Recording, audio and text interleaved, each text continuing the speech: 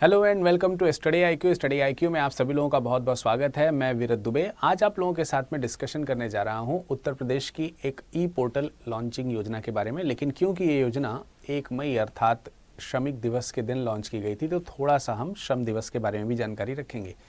Lecture की शुरुआत करने से पहले मैं आप लोगों से रिक्वेस्ट करना चाहता हूँ कि अगर अभी तक आपने हमारे टेलीग्राम चैनल को ज्वाइन नहीं किया है, यानी स्टडी आईक्यू उत्तर प्रदेश से नहीं जुड़े हैं, तो आप जल्दी से जल्दी इसको सर्च करिए और इससे आप जुड़ जाइए।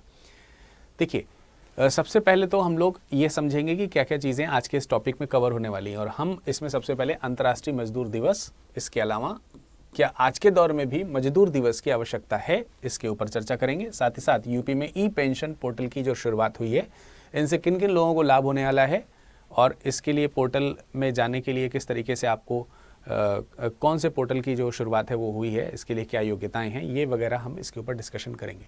तो चलिए सबसे पहले हम ये जानते हैं कि अंतर्राष्ट्रीय श्रमिक दिवस 2022 की थीम क्या है। और 2022 की थीम है, हिंदी में अगर समझें तो सकारात्मक सुरक्षा और स्वास्थ्य संस्कृति का निर्माण करने के लिए मिलकर कार्य करें, यानी act together to build a positive safety and healthy culture. ये 2022 की थीम है, ठीक है। तो आप ये एक पॉइंट ध्यान कर सकते हो, इंपॉर्टेंट है। इसके अलावा अंतर्राष्ट्रीय मजदूर दिवस के बारे में अगर हम समझने का बात करें तो आप सब लोगों को मालूम है कि 1 मई को हम लोग 1 मई को हर साल अंतर्राष्ट्रीय मजदूर दिवस मनाते हैं। आखिर 1 मई जो है वो अंतर्राष्ट्रीय मजदूर दिवस के लिए किस प्रकार से जाना जाता है, इसके लिए अगर हम समझने का प्रयास करें तो लगभग आज से करीब 130 साल पहले की घटना के ऊपर हम लोग निर्धारित एक तथ्य है जिस पर हम लोग चर्चा करेंगे, उससे ही कुछ चीज़ें समझ में आएंगी। करीब 1884 के आसपास वेस्टर्न कंट्रीज़ में, यानी कि पश्चिमी देशों में, जो लेबर यूनियन हुआ करते थे या ट्रेड यूनियंस के जो ऑर्गेनाइजेशंस हुआ करते थे, उन ऑर्गेनाइजेशंस ने ये निर्धारित किया कि हम 1 मई 1986 के बाद, 1 मई 1886 के बाद, 1886 के बाद 8 घंटे ही कार्य करेंगे। देखिए, अब ये आपके मन में विचार ज़रूर जा रहा होगा कि 8 घंटे तो अभी भी काम होते ही हैं, मतलब 8 घंटे ही व्यक्ति का अगर देखा जाए तो एक टाइम होता है काम करने का। लेकिन ये हमेशा से नहीं रहा है और सिर्फ ये कमी हमारे ही देश में नहीं, विश्व के तमाम सारे मजदूरों के साथ होती रही है। वेस्टर्न कंट्रीज़ में उन दिनों अगर हम देखें तो औद्योगिकीकरण यानी कि इंडस्ट्रियलाइजेशन का दौर था। और इंडस्ट्रियलाइजेशन के दौर में अधिक से अधिक मांग और आपूर्ति को पूरा करने के चक्कर में तमाम सारे जो मजदूर वगैरह हुआ करते थे, उनको सुबह से लेकर के शाम तक, यानी कि सूर्योदय से लेकर के सूर्यास्त तक, सूरज उगने से लेकर के सूरज के डूबने तक लगातार काम करने पड़ते थे। कभी कभी 12 घंटे ये तो हो गए, लेकिन 12 घंटे से ज़्यादा भी वर्किंग करनी पड़ती थी। तो ऐसे में लोगों ने डिसाइड किया कि हम 1 मई 1886 के बाद से हम 8 घंटे से अधिक कार्य नहीं करेंगे। और इसके लिए जो है वो कैंपेनिंग होनी शुरू हुई और तमाम सारे आंदोलन निर्धारित होने शुरू हो गए। इसी क्रम में अगर देखा जाए तो जब ये दिन आया 1 मई 1886 का, तो अमेरिका के तमाम सारे शहरों में अगर देखा जाए तो इसको लेकर के विरोध प्रदर्शन हुए। लोगों ने जगह जगह पर जो है धरने प्रदर्शन वगैरह करने शुरू किए। 2-3 दिन तक तो शांतिपूर्वक कार्यवाही चली, लेकिन उसके बाद जो है इसमें बहुत सारा कह सकते हैं कि हिंसा का भी पार्ट जो है वो जुड़ना शुरू हो गया। पुलिसिया कार्रवाई के दौरान जो है कई सारे लोगों की जान जानी शुरू हो गई। इन्हीं सब क्रमों में ऐसा नहीं है कि 1886 में डिमांड करी गई, उसके बाद थोड़ी ही हिंसा या कुछ इस तरीके के आंदोलन करने के बाद हमको ये डेट मिल गई। उसके बाद अलग अलग जो कंट्रीज़ हैं उसमें ये सब चीज़ें जो है फैलने लगी कि हाँ, इस तरीके की नीड है और ऐसा होना चाहिए। ब्रिटिश जो कंट्रीज़ हैं या ब्रिटिश कंट्री जो है वहाँ पर भी इस तरीके के आंदोलन शुरू हो चुके थे। इन्हीं सब क्रम में अगर हम देखा जाए तो 1889 में मार्क्सवादी इंटरनेशनल सोसाइटी कांग्रेस ने तमाम कह सकते हैं कि बहुत ही बड़े अंतर्राष्ट्रीय प्रदर्शन के लिए एक प्रस्ताव को अपनाया। उसमें उन्होंने डिमांड करी कि जो भी श्रमिक हैं उनके लिए 8 घंटे से अधिक काम नहीं होगा। और इस चीज़ को क्योंकि 1 मई का डेट पहले निर्धारित किया गया था, अतः 1 मई का ही डेट यहाँ पर निर्धारित किया गया। और इसके बाद 1 मई से ही हम लोगों ने अंतर्राष्ट्रीय श्रमिक दिवस जो है वो मनाया जाना शुरू किया, क्योंकि ये आंदोलन पूरी तरीके से इंटरनेशनल मूवमेंट के तौर पर रिप्रेजेंट हो गया था। तो ये अब आपको पता चल गया होगा कि अंतर्राष्ट्रीय मजदूर दिवस जो है वो क्यों मनाया जा रहा है। भारत में अगर हम बात करते हैं तो भारत में मजदूर दिवस जो है वो 1823 के बाद से मनाया जाना शुरू किया गया, आपको मालूम है। लेकिन 1823 में हम लोगों के पास में एक पार्टी बन गई थी जिसे हम बोल सकते हैं कम्युनिस्ट पार्टी, या फिर आपको मालूम होगा 1923 में कांग्रेस से अलग होकर के एक पार्टी बनाई गई थी, लेकिन उस समय ये अस्तित्व में नहीं थी, तो उसका इसमें रोल नहीं है। लेकिन हम कह सकते हैं कि 1923 के बाद से ये लेबर दिवस जो है हमारे यहाँ मनाया जाना शुरू किया गया था। हिंदुस्तान लेबर किसान पार्टी के एक नेता हुआ करते थे जिनका नाम था MS चेतियार। तो MS चेतियार जो हैं, इनकी अगुवाई में, इनकी लीडरशिप में चेन्नई में एक कार्यक्रम आयोजित किया गया था और चेतियार ने 1 मई को राष्ट्रीय अवकाश जो है वो घोषित करने की मांग की थी। ये डिमांड आगे स्वीकार करी गई, हालांकि बाद में कई सारे लोगों ने ये जो डेट है इसको चेंज कराने का प्रयास भी किया, लेकिन तब से हमारे यहाँ भी 1 मई को ही कह सकते हैं कि मजदूर दिवस मनाया जाता है।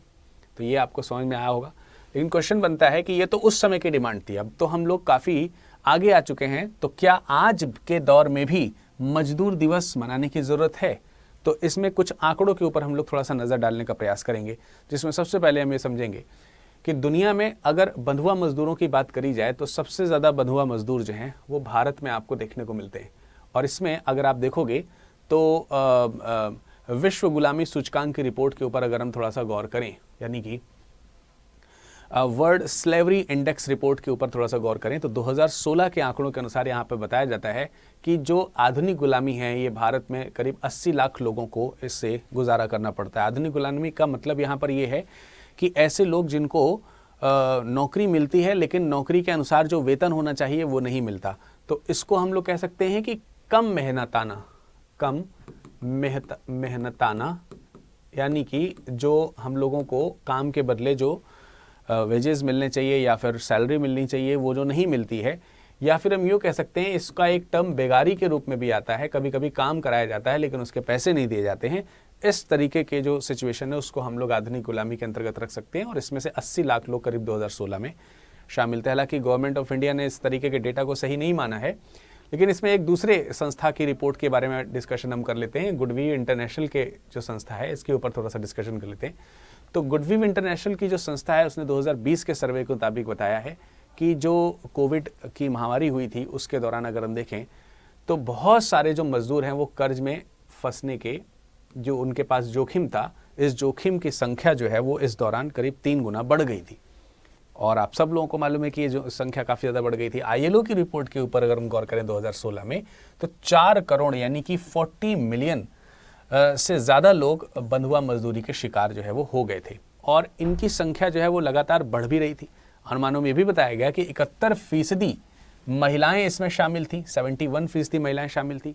और अगर हम पूरे ऑल ओवर उस कमाई की बात करते हैं महिलाओं की, तो करीब 18% की ही हिस्सेदारी महिलाओं के हाथों में आया करती थी या महिलाओं के हिस्से में आती थी।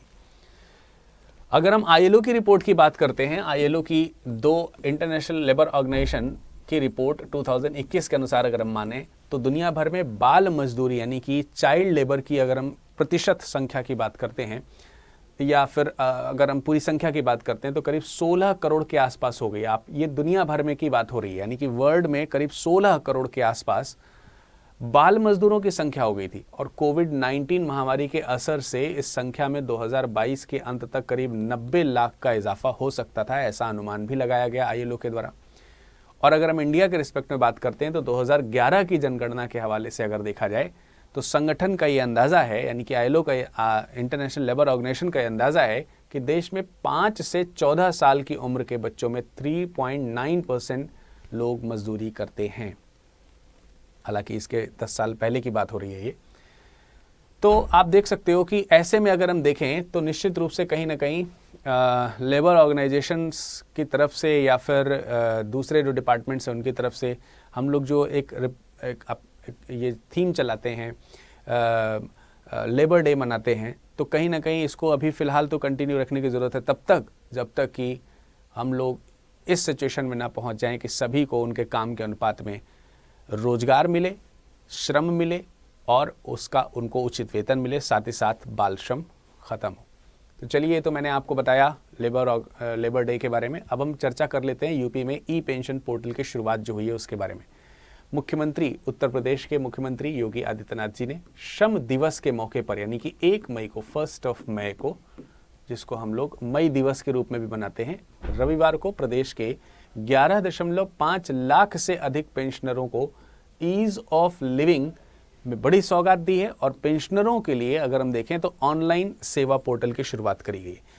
अभी पेंशन जो डिपार्टमेंट है ना, सरकारी डिपार्टमेंट पे तो वैसे भी अगर हम पुराने धर्रे की अगर हम बात करते हैं तो इसमें से ये पेंशन विभाग एक ऐसा विभाग होता था जिसमें जो कह सकते हैं कि प्रोसीजिंग है वो बहुत ही डिले या बहुत ही लेट हुआ करती थी।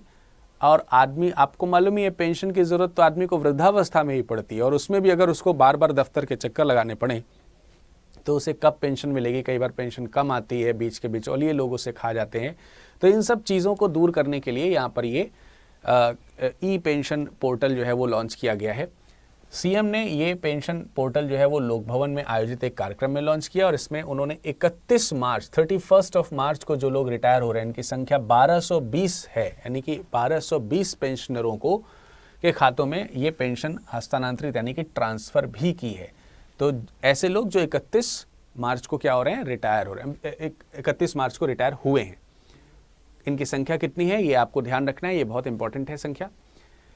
इन्होंने, सीएम ने यह भी कहा है कि अंतर विभागीय समिति को बना करके जो मृतक आश्रित हैं, यानी कि ऐसे लोग जो मृतकों पर आश्रित है, डिपेंडेंट जो लोग हैं, उनके लिए भी पोर्टल विकसित किया जाए, और इसमें जो है जल्दी से जल्दी यानी कि तीव्रता जो है वो दिखाई जाए, जिससे कि जो मृतक आश्रित हैं उनको भी जो है वित्तीय सहायता प्रदान की जा सके।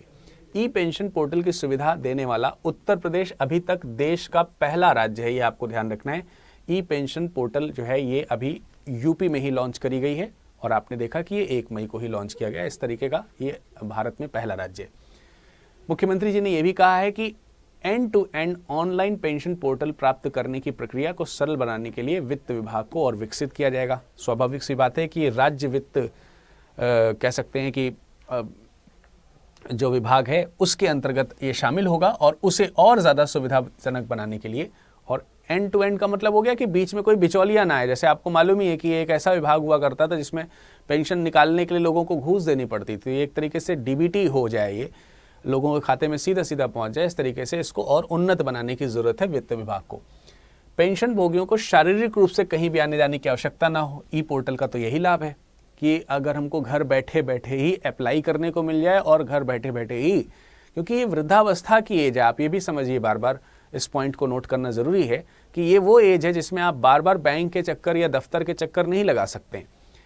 सो ये इस चीज़ को ध्यान में रखते हुए शारीरिक रूप से कहीं भी आने जाने की आवश्यकता को समाप्त कर देगा। और स्वाभाविक सी बात है, जब हम कोई भी काम ऑनलाइन बेसिस पे करना शुरू करते हैं तो उसमें ट्रांसपेरेंसी जो है वो काफ़ी ज़्यादा हो जाती है, स्वाभाविक सी बात है। और जब बीच में कोई बिचौलिया होगा ही नहीं, डिपार्टमेंट से सीधा बैंक में जब ट्रांसफ़र होगा मनी, तो एक तरीके से देखा जाए तो कागज़ रहित यानी कि पेपरलेस वर्किंग जो है उसमें भी सहायता होगी। संपर्क रहित यानी कि कॉन्टैक्टलेस और कैशलेस बनाया जाएगा, यानी आपको सीधा फंड जो है आपके अकाउंट में ट्रांसफ़र किया जाएगा। यानी कई सारे बेनिफिट्स हैं उसमें। दूसरा बड़ा बेनिफिट तो यहाँ पर कागज़ रहित प्रक्रिया को है, क्योंकि फाइल के ऊपर फाइल बनती चली जाती है और इसकी वजह से काफ़ी डिले भी होता है। तो वो डिलेइंग प्रोसीजर और साथ ही साथ कागज़ की जो खर्च हुआ करते थे वो सब चीज़ें कम हो जाएंगी, और एक तरीके से इकोलॉजी के ऊपर भी थोड़ा अच्छा फर्क पड़ेगा। सेवानिवृत्त होने वाले राज्य सरकार के कर्मचारियों की शिकायतों को ध्यान में रखते हुए इस पोर्टल की स्थिति को लगातार ट्रैक किया जाएगा, यानी कि आप ऑनलाइन मोड में जाकर के इसमें जो शिकायतें हैं, आपको अगर किसी प्रकार की असुविधा होती है तो आप उसमें शिकायत भी दर्ज कर सकते हैं, जिसकी प्रॉपर ट्रैकिंग भी की जाएगी। तो ये एक और सुविधा है जिसमें जो इस पोर्टल में आपको मिलेगा। केंद्र सरकार के द्वारा जो भी दिशा निर्देश दिए गए हैं उसके अनुसार राज्य के वित्त विभाग ने पोर्टल बनाया है, जिसमें 59 ईयर यानी 59 वर्ष और 6 महीने की आयु प्राप्त करने वाले जो भी कर्मचारी स्थिति है वो ट्रैक करने का विकल्प यहाँ पर होगा, और इससे राज्य के लगभग 11.5 लाख पेंशन भोगियों को लाभ होगा। तो ये डेटा जो है ये आपके लिए बहुत इंपॉर्टेंट है, ज़रूर इसे याद रखेंगे।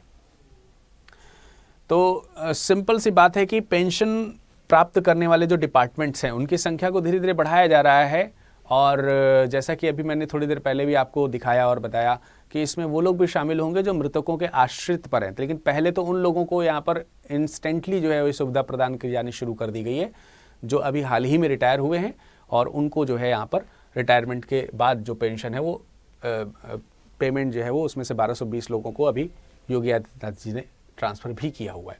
तो मेरे ख्याल से आपको ये पूरा का पूरा टॉपिक क्लियर हो गया होगा। इसके जो स्टैटिक फैक्ट हैं वो आपने ज़रूर नोट कर लिए होंगे। इसी तरीके के इन्फॉर्मेटिव वीडियोस के साथ हम कल फिर आपके साथ उपस्थित होंगे आपके सामने शाम 7 बजे। तब तक के लिए नमस्कार, धन्यवाद।